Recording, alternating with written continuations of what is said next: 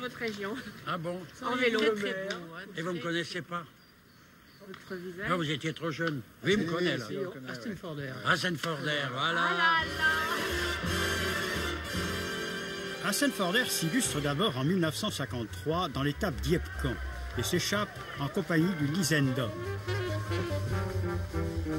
Le voici Aston Forder, en compagnie des Bretons Jean Maléjac, Émile Guérinel, Joseph Morvan, le Belge De Bruyne, et puis Maurice Dio et Pierre Molinéris. Maléjac gagne l'étape, Aston Forder remporte le sprint des contre-attaquants et obtient une immense compensation.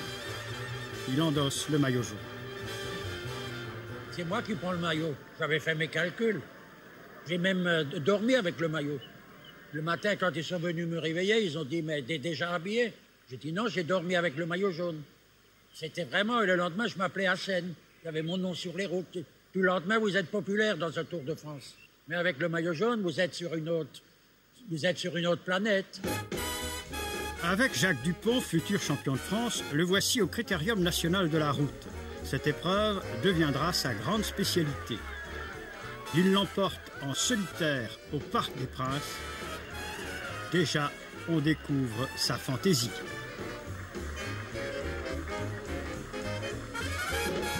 Je voulais à tout prix gagner. Et le Parc des Princes, c'était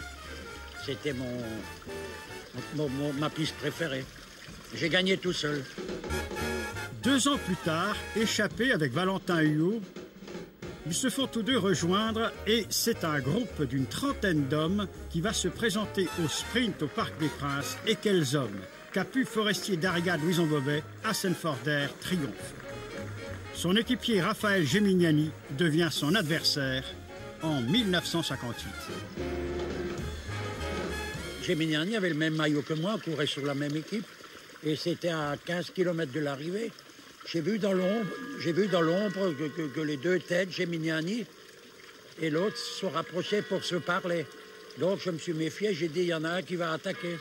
J'ai dit, au lieu de rester dans les roues, vous devriez rouler un peu, parce que à 8h30, j'ai mon train pour aller voir ma fiancée. C'était ça.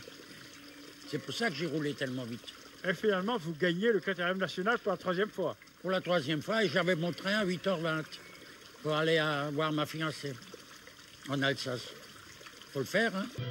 Avec la 5e étape, Metz-Colmar, 229 km, les 119 rescapés du Tour 55 vont attaquer sous une chaleur toujours croissante leur premier parcours en montagne.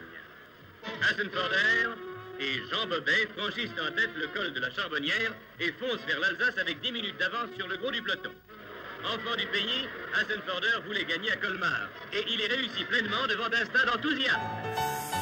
En 1956, personne n'a voulu de lui au départ du Tour de France. Finalement, l'équipe de l'Ouest, celle des Bretons, l'a accueilli, avec Charlie Gaulle comme favori. Vous êtes sélectionné, il faut dire, Oui, dans l'équipe des Bretons. C'est quand même étonnant, vous, Alsaciens. Oui, c'est la première fois que ça arrive, mais vu que j'avais une grand-mère qui jouait du biniou dans le temps, c'est à cause de ça qu'ils m'ont pris. Pour remercier les Bretons de l'avoir accueilli, ils se mettent en devoir de remporter des étapes. La première ici à Caen, où André Darrigade retrouve le maillot jaune. Et puis, ce sera la 2e à Bordeaux.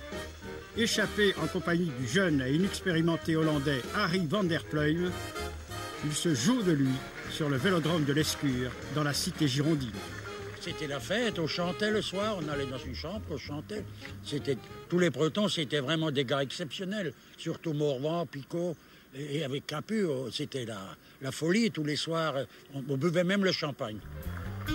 3e succès d'étape dans ce Tour 1956. Il obtient à Montpellier, en roi de la flibuste, il bat au sprint le Hollandais De Groot. Enfin, il ajoute un 4e fleuron en allant gagner l'étape de Montluçon après 187 km d'échappée solitaire. Il est le recordman des victoires d'étape dans ce Tour 1956.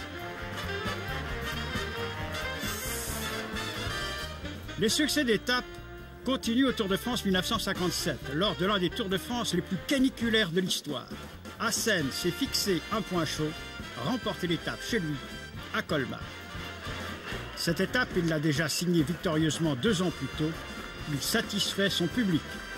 et il gagnera encore à Perpignan.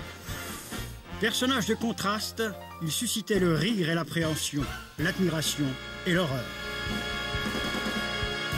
Allez, il y en a marre, claque de fin.